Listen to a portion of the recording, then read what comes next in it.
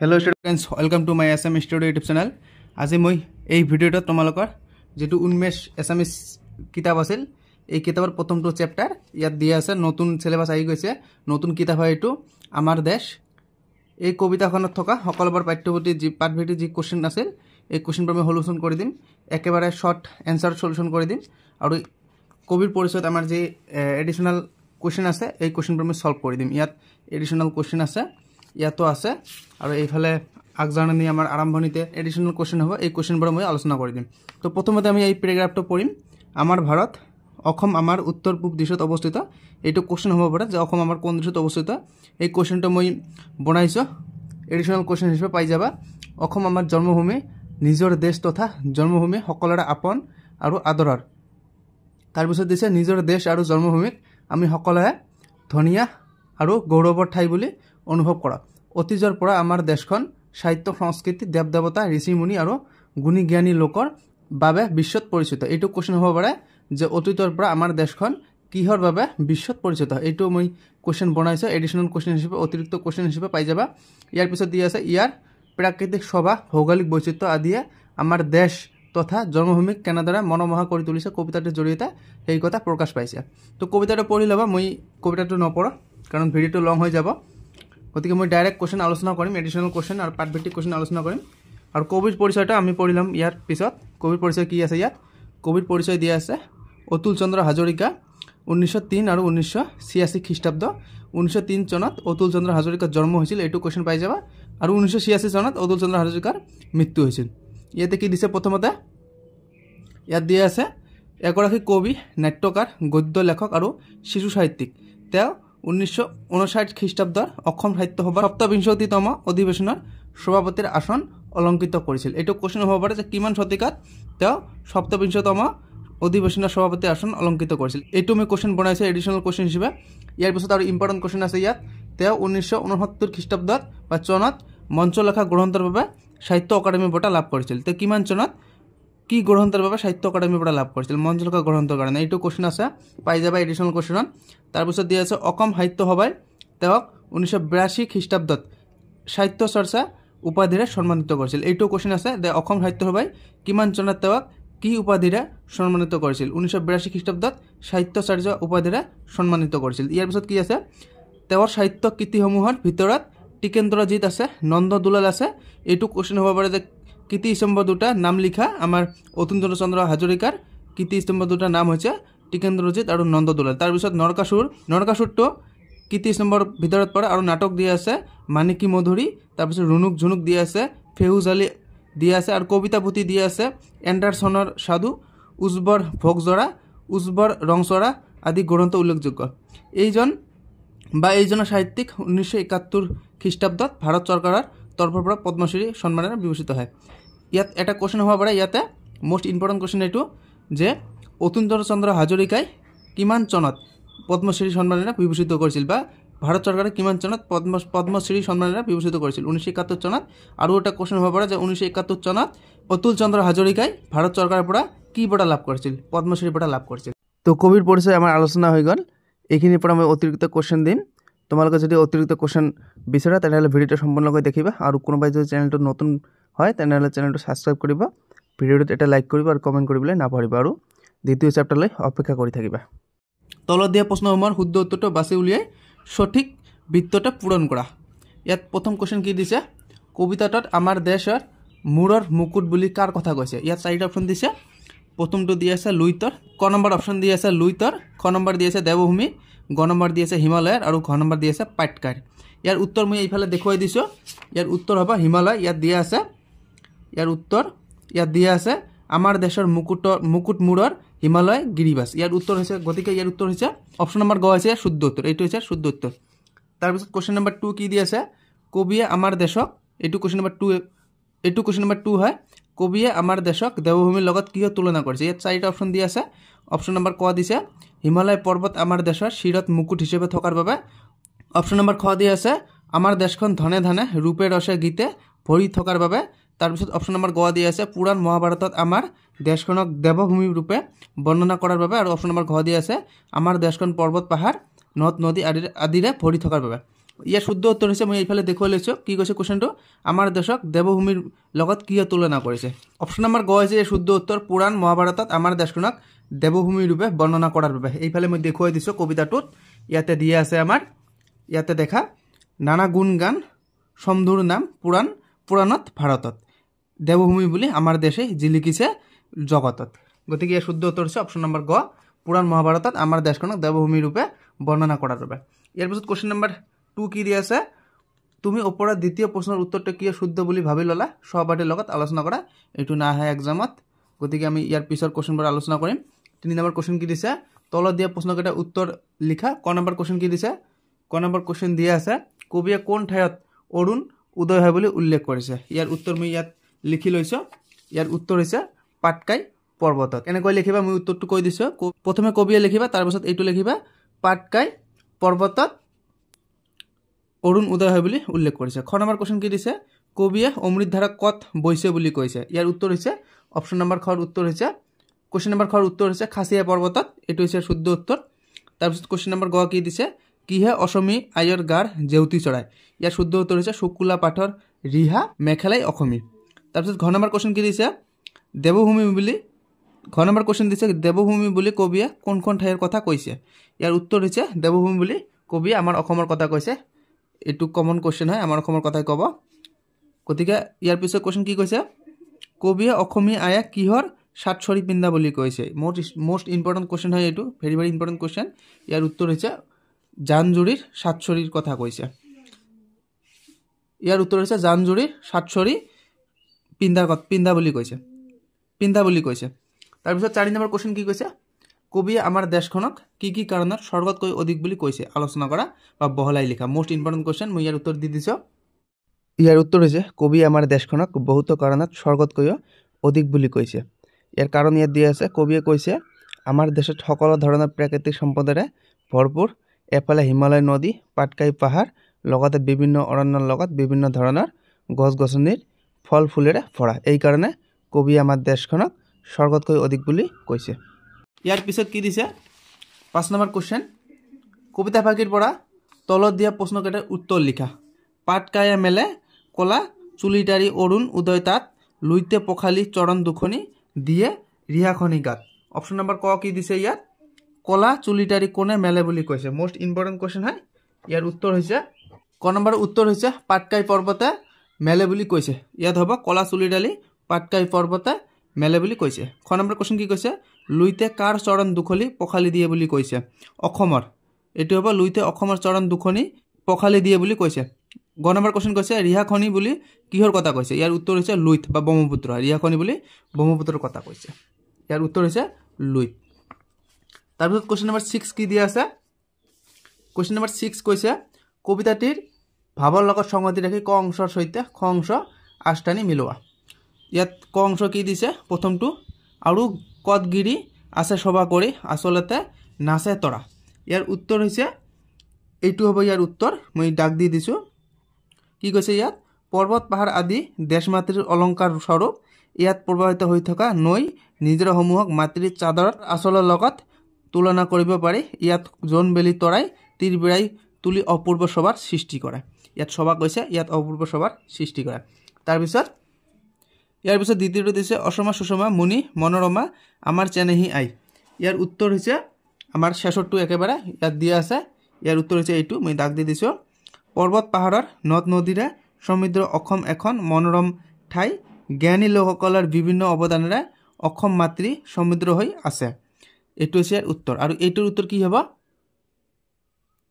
দেৱভূমি বুলি আমাৰ দেশেই জিলিকিছে জগতত এইটোৰ উত্তৰ হ'ব বেদ পুৰাণ ৰামায়ণ মহাভাৰত আদি প্ৰাচীন গ্ৰন্থত আমাৰ দেশখন দেৱতাই নিৰ্মাণ কৰিছিল বুলি উল্লেখ আছে সেয়ে এই দেৱভূমি প্ৰাচীন সভ্যতা হিচাপে আমাৰ দেশখন বিশ্বৰ বুকুত জিলিকি আছে ইয়াৰ পিছত 7 নম্বৰ কোশ্চেন কি দিছে 7 নম্বৰ কোশ্চেন দিয়া আছে 7 নম্বৰ কোশ্চেন দিছে আমাৰ দেশ কবিতাটিৰ দেশমাতৃৰ সৌন্দৰ্য বৃদ্ধিত তলত দিয়া উপাদানসমূহে কেনেদৰে অৰিহণা যোগাইছে তাৰ এখন তালিকা প্ৰস্তুত কৰা ইয়াতে উদাহৰণ দিয়া আছে গিৰিৰাজ হিমালয় ইয়াত দিয়া আছে মূৰৰ মুকুট হৈ জেউতি চৰাইছে তাৰ পিছত দিয়া আছে 6 ঋতুয়ে ইয়াৰ উত্তৰ হৈছে আলফুল কৰি পিন্দাই অপূৰ্ব সাজ মই এইটো দেখুৱাই দিছো কবিতাত ইয়াতে চাই লোৱা ছয় ঋতু আহি আলফুল কৰি পিন্ধাই অপূৰ্ব সাজ।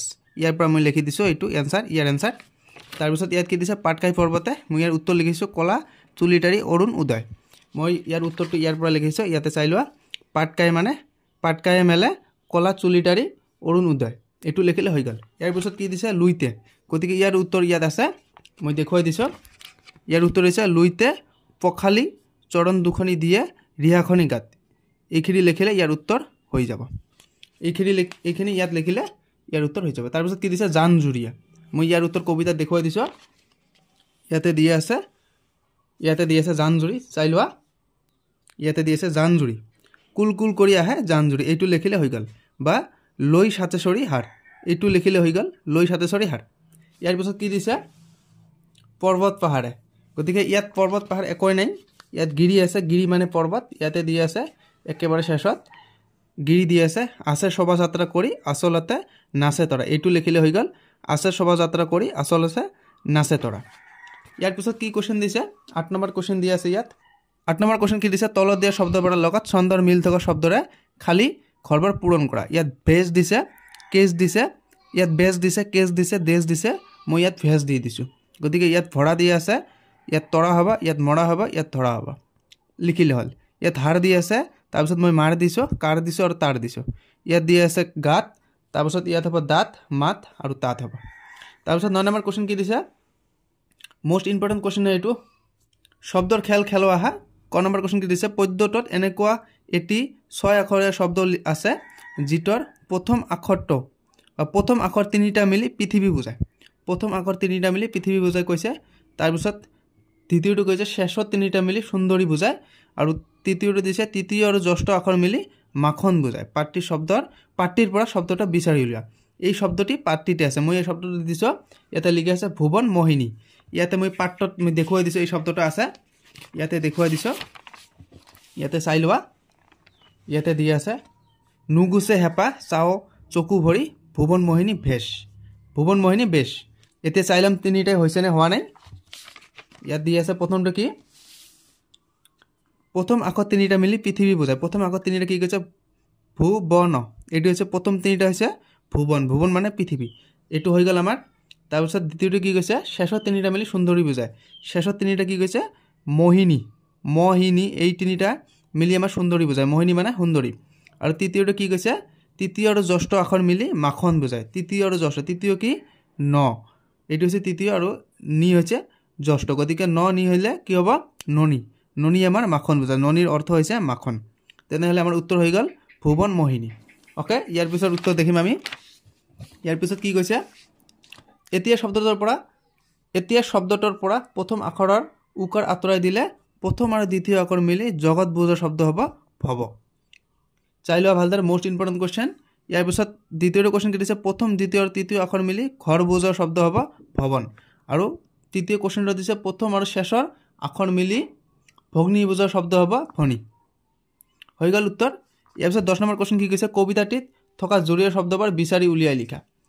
কবিতাটোত থাকিব লাগিব, কবিতাৰ বাহিৰত থাকিলে নহ'ব। ইয়াত কি কৈছে ৰিহা মেখেলা দিয়া আছে, গতিকে জান জুৰি আমাৰ ইয়াত দিয়া আছে, জান জুৰি ইয়াত দিয়া আছে, মই দেখুৱাই দিছোঁ, ইয়াত দিয়া আছে, এই যে ইয়াত দেখুৱাই দিছোঁ, এইটো জান জুৰি। তাৰপিছত আমাৰ ইয়াত দিয়া আছে কি ৰূপে ৰসে, এইটো দিয়া আছে, ধনে ধানে দিয়া আছে, মনে চিতে দিয়া আছে, গুণ গান দিয়া আছে, মুনি আৰু মন ৰবা। তাৰপিছত আমাৰ ইয়াত দিয়া আছে, তাৰপিছত মই দিছোঁ ৰূপে ৰসে, এইটো দি আছে আমাৰ কবিতাত। তাৰপিছত দি আছে ধনে ধানে, মনে চিতে, এইবাৰ কবিতাত চাই ল'বা, নহ'লে কমেণ্টত জনাই দিবা, আশা কৰোঁ আছে, মই ভালদৰে চাই এইবাৰ উত্তৰ ইয়াত দিছোঁ। তাৰপিছত দি আছে গুণ গান, তাৰপিছত দি আছে মুনি মন ৰবা। কবিতাটোত ভালদৰে দেখি ল'বা, যদি নাথাকে তেনেহ'লে কমেণ্টত জনাই দিব। ইয়াৰ পিছত কি দিছে জানো অহা দিছে, মোষ্ট ইম্পৰ্টেণ্ট হয় এইটো টপিক। তলৰ কবিতা ভাকিলে মন কৰা, কি কৈছে শুকলা পাঠৰ ৰিহা মেখেলাই জেউতী চৰাই গাৰ। ইয়াত কি কৈছে ইয়াত শুকলা শব্দটোৰ একে অৰ্থ সামাৰ্থক শব্দ বোজা শব্দৰ অৰ্থ হৈছে বগা, শুভ্ৰ, শ্বেত আদি, গতিকে ইয়াত বগা, শুভ্ৰ, শ্বেত একেই। তাৰপিছত ঠিক তেনেদৰে জেউতী শব্দৰ একে অৰ্থ বোজা শব্দবোৰ হৈছে পোহৰ, দীপ্তি, জ্যোতি আদি। 11 নম্বৰ কুৱেশ্যন কৈছে শিক্ষকৰ সহায় লৈ অথবা অভিধান সামাৰ্থক শব্দকোষ আদি ব্যৱহাৰ কৰি তলৰ শব্দবোৰৰ সামাৰ্থক শব্দ লিখা। অৰুণ কি কৈছে আৰণ্য, উষা সূৰ্য উদয়। তাৰপিছত দি আছে গিৰি, পৰ্বত, পাহাৰ, গধুৰ।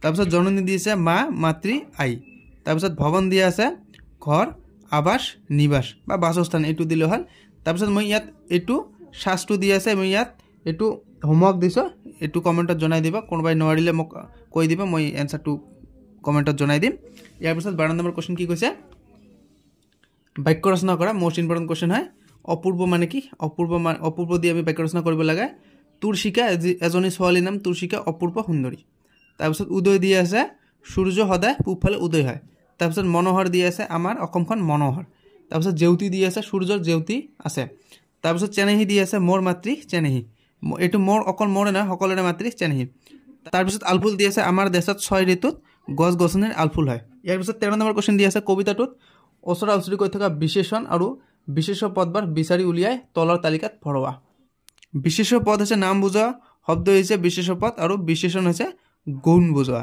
ইয়াত কি দিছে আমি উদাহৰণটো চাই লম প্ৰথমে সাজ দি আছে ইয়াৰ গুণ হৈছে অপূৰ্ব সাজ তাৰপিছত মাতৃ দিম আমি মাতৃ চেনেহী হ'ব অসম গুণৰ হ'ব অসম গুণৰ কাৰণে বিখ্যাত তাৰপিছত লুইত দি আছে পখালি এইবোৰ কিতাপত দি আছে তাৰপিছত চৰণ দি আছে 2 এই কেইটা লিখিলে হৈ যাব একো নালাগে ইয়াত পৰীক্ষাত আহিলে মাত্ৰ দুটা আহিব এনে টাইম লছ কৰি লাভ নাই তাৰপিছত 14 নম্বৰ কোৱেশ্চন দিছে সাজ শব্দই প্ৰয়োগ কৰি বিভিন্ন অৰ্থ প্ৰকাশক বাক্য ৰচনা কৰা সাজ তিনিটা দি আছে আমাৰ প্ৰথম সাজ দি আছে পোশাক বিহুত নতুন সাজ পিন্ধে বা বিহুত নতুন সাজ পিন্ধা হয় এটো দিলে হৈ গল তাৰপিছত এই সাজ মানে বাসন বৰ্তন হ'ব বাসনৰে আমি খোৱা বস্তু ঢাকি ৰাখো মোস্ট ইম্পৰ্টেন্ট লাইন হয়তো তাৰপিছত সাজ দি আছে নিৰ্মাণ কৰ পকা ঘৰ নিৰ্মাণৰ বাবে ইটাৰ প্ৰয়োজন হৈ গল ইয়াৰ পিছত কি কোৱেশ্চন আছে দেখিম আমি এতিয়া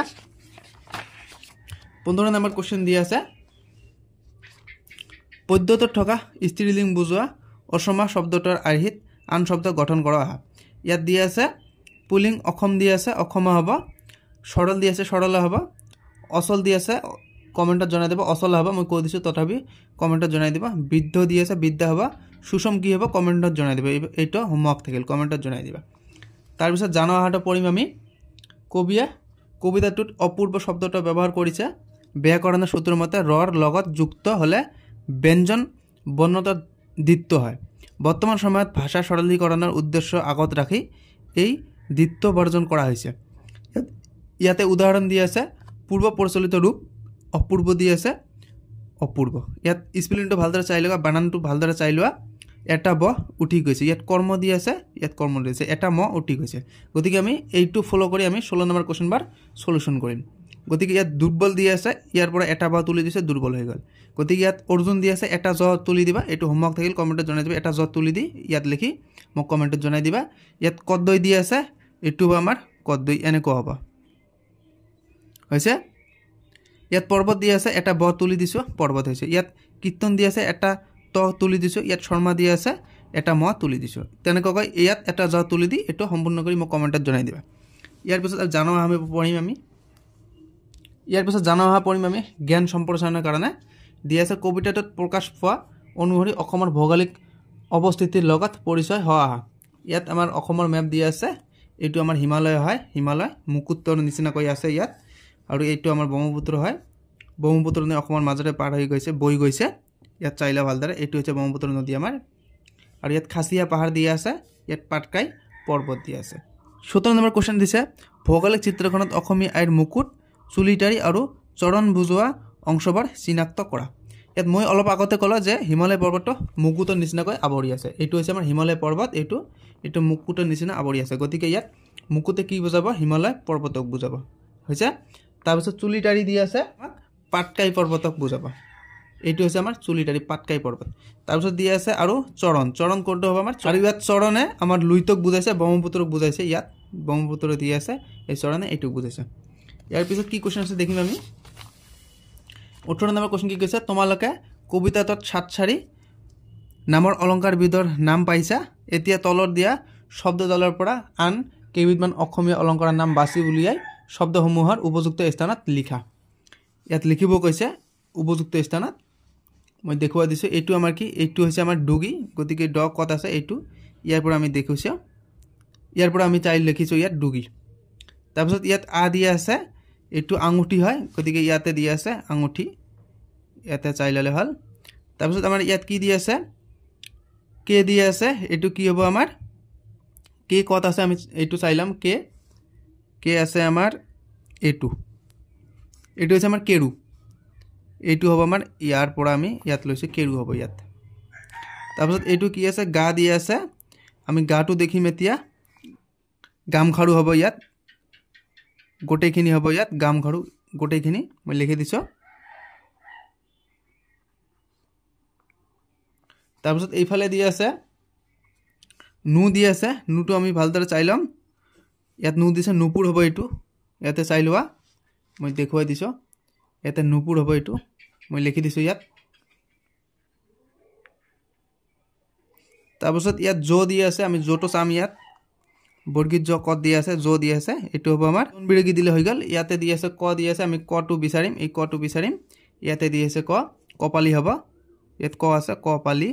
ইয়াতে ঢ দি আছে, এইটো আমি বিচাৰিম, এইটো কত আছে, এইটো দি আছে, গতিকে ইয়াত কি হ'ব, ইয়াত ইয়াৰ লগত ল আছে, গতিকে ঢোল হ'ব ইয়াত হৈ গ'ল।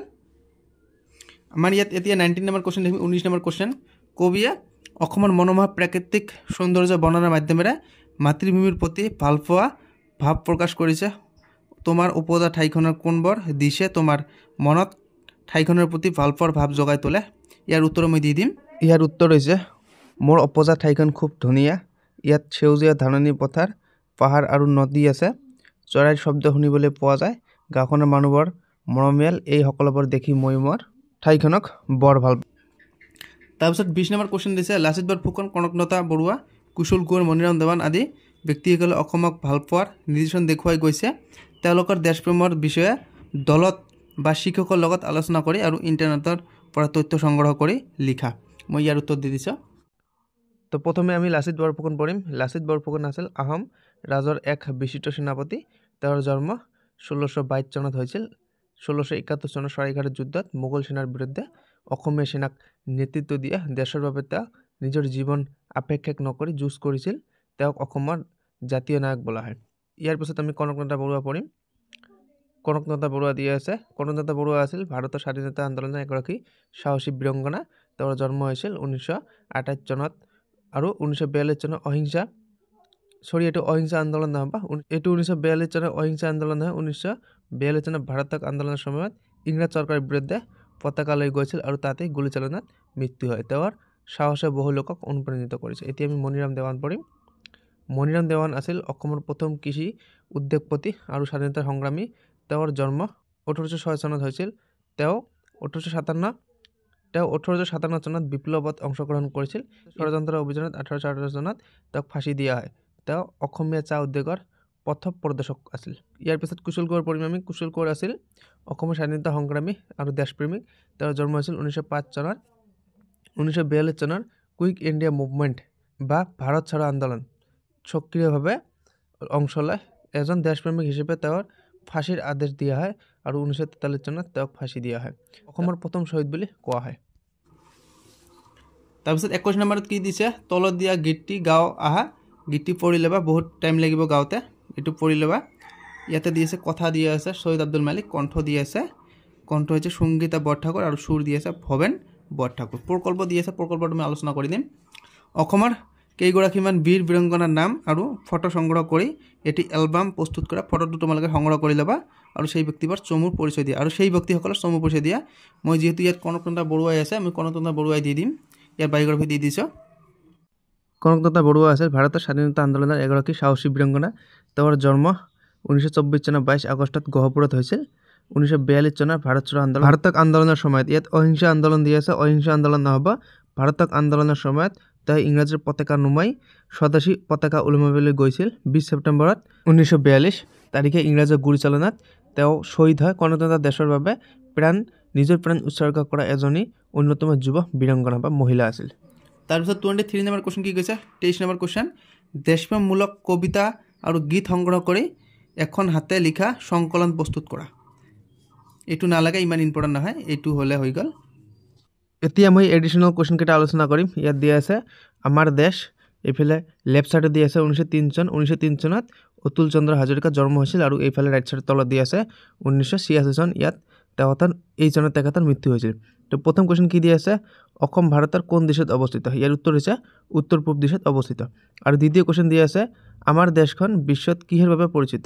আমাৰ দেশখন সাহিত্য সংস্কৃতি দেৱ দেৱতা ঋষিমুনি আৰু গুণী জ্ঞানী লোকৰ বাবে বিখ্যাত 3 নম্বৰ কোশ্চেন দি আছে অতুল চন্দ্ৰ হাজৰিকা কিমান চনত কি গ্ৰন্থৰ বাবে সাহিত্য একাডেমি বঁটা লাভ কৰিছিল ইয়াৰ উত্তৰ হৈছে 1969 চনত বংশলেখা গ্ৰন্থৰ বাবে সাহিত্য একাডেমি বঁটা লাভ কৰিছিল 4 নম্বৰ কোশ্চেন দি আছে অসম সাহিত্য সভাই কিমান চনত সাহিত্যাচাৰ্য উপাধিৰে সন্মানিত কৰিছিল 1982 চনত অতুল চন্দ্ৰ হাজৰিকাক সাহিত্যাচাৰ্য বঁটাৰে সন্মানিত কৰিছিল ইয়াৰ পিছত 5 নম্বৰ কোশ্চেন দি আছে অতুল চন্দ্ৰই 1971 চনত ভাৰত চৰকাৰৰ পৰা কি বঁটা লাভ কৰিছিল পদ্মশ্ৰী বঁটা লাভ কৰিছিল তো আজিৰ ভিডিঅ' আমাৰ এইখিনিয়ে যদি ভিডিঅ'টো ভাল লাগে তেনেহ'লে লাইক কৰিব চেনেলটো সাবস্ক্ৰাইব কৰিব আৰু কমেন্ট কৰিবলৈ নাপাহৰিব